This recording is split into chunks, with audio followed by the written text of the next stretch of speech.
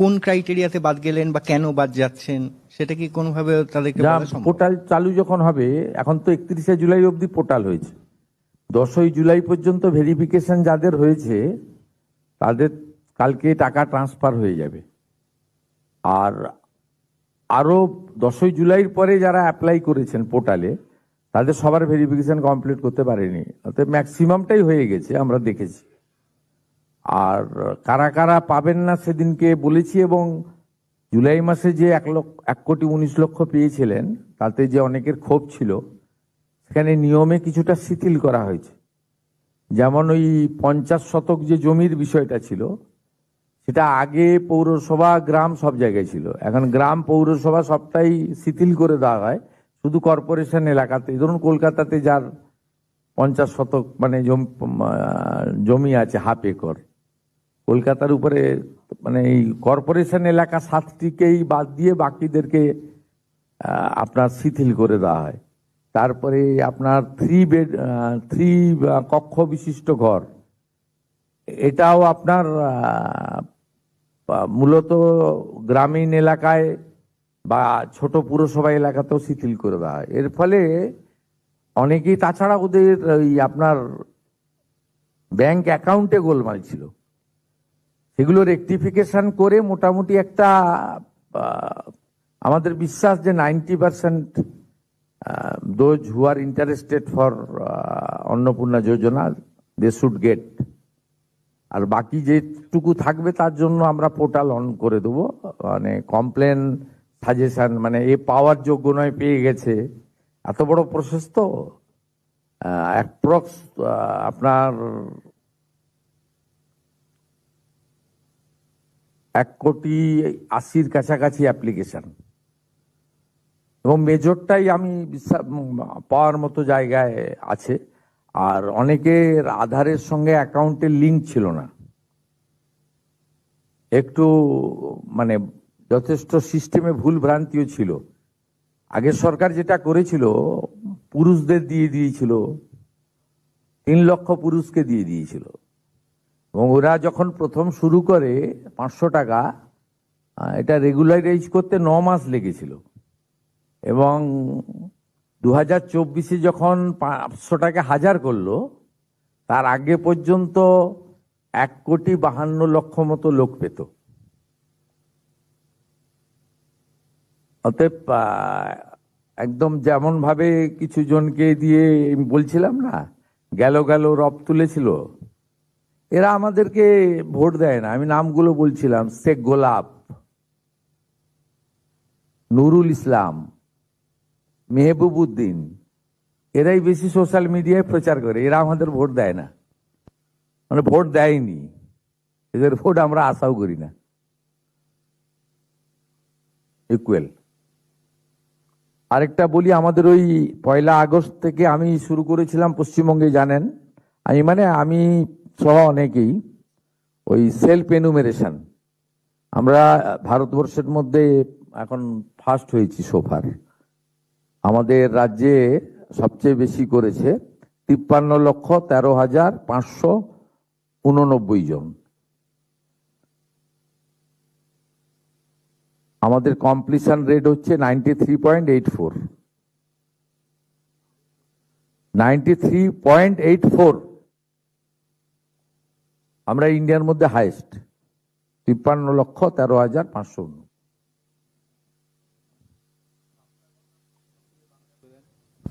বাঁকুড়ায় যে অভিযোগটা উঠেছে না, যে পিটিয়ে খুব মেরেছে, হসপিটালে ভর্তি করেছে, এবং এফআইআর, পুলিশ কঠোর ব্যবস্থা নিয়েছে।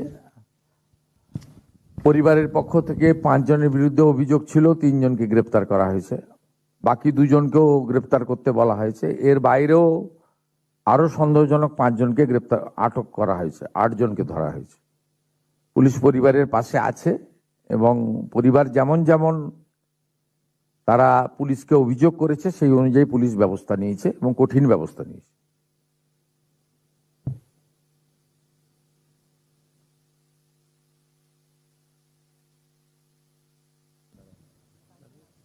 লাগবে না।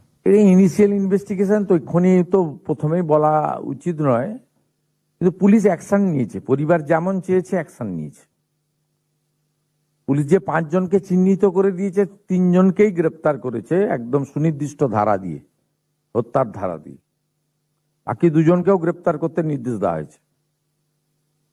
পরিবার যেমন যেমন চাইছে তেমন তেমন পুলিশ আইনের মধ্যে দাঁড়িয়ে কঠিন কঠোর ব্যবস্থা নিচ্ছে, কোনোভাবে কাউকে আড়াল করার বিষয় নেই।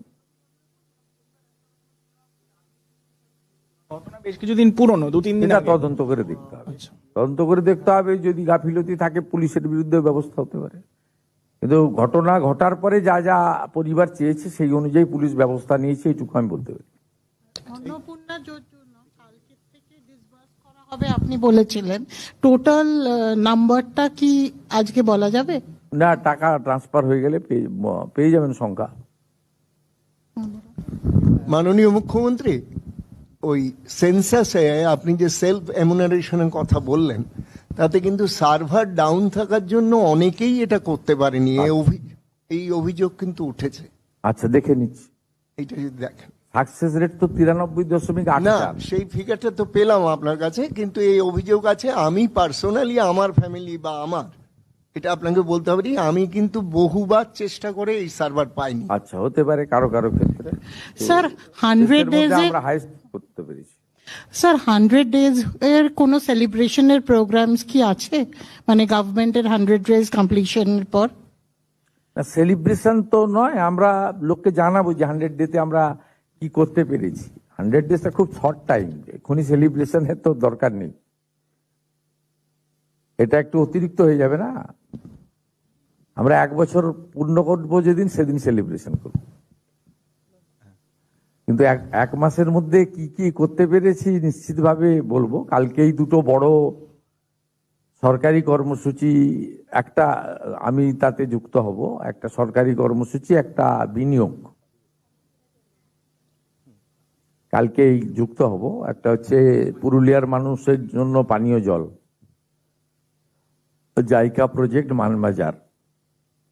তারপরে অমিত মেটালিক্সের পুরুলিয়াতে রঘুনাথপুরে কারখানার ভূমি পূজন। সেখানে তো অনেক লোকজন থাকবে, সেখানে বলার সুযোগ পাবো, বলবো। বাকি সরকারের পক্ষ থেকে এমনি সোশ্যাল মিডিয়া, মেনস্ট্রিম মিডিয়া আমরা জানাবো যে 100 দিনের মধ্যে আমাদের মানে উদ্যোগ এবং অ্যাচিভমেন্ট, এই সময়কালের মধ্যে তো আপনি বিরাট কিছু অ্যাচিভমেন্ট পাবেন না, কিন্তু প্রায়োরিটিটা যেটা সরকারের ছিল সেগুলো আমরা তুলে ধরবো। আমাদের তো অনেক কিছু পরিষ্কার করতে করতে এগোতে হচ্ছে, কারণ অনেক অপরিষ্কার ছিল। হ্যাঁ, বলছি যে ওই অন্নপূর্ণা যোজনায় যারা বাদ যাচ্ছেন তাদেরকে কি জানানো সম্ভব যে তারা কোন ক্রাইটেরিয়াতে বাদ গেলেন বা কেন বাদ যাচ্ছেন? সেটা কি কোনোভাবে তাদেরকে বলা সম্ভব? পোর্টাল চালু যখন হবে, এখন তো 31শে জুলাই অবধি পোর্টাল হয়েছে, 10ই জুলাই পর্যন্ত ভেরিফিকেশন যাদের হয়েছে তাদের কালকে টাকা ট্রান্সফার হয়ে যাবে। আর আরো 10ই জুলাইয়ের পরে যারা অ্যাপ্লাই করেছেন পোর্টালে, তাদের সবার ভেরিফিকেশন কমপ্লিট করতে পারেনি, অর্থাৎ ম্যাক্সিমামটাই হয়ে গেছে, আমরা দেখেছি। আর কারা কারা পাবেন না সেদিনকে বলেছি, এবং জুলাই মাসে যে 1,19,00,000 পেয়েছিলেন তাতে যে অনেকের ক্ষোভ ছিল, সেখানে নিয়মে কিছুটা শিথিল করা হয়েছে। যেমন ওই 50 শতক যে জমির বিষয়টা ছিল, সেটা আগে পৌরসভা, গ্রাম সব জায়গায় ছিল, এখন গ্রাম, পৌরসভা সবটাই শিথিল করে দেওয়া হয়, শুধু কর্পোরেশন এলাকাতে। ধরুন কলকাতাতে যার 50 শতক মানে জমি আছে, হাফ একর, কলকাতার উপরে মানে এই কর্পোরেশন এলাকা 7টিকেই বাদ দিয়ে বাকিদেরকে আপনার শিথিল করে দেওয়া হয়। তারপরে আপনার 3 কক্ষ বিশিষ্ট ঘর, এটাও আপনার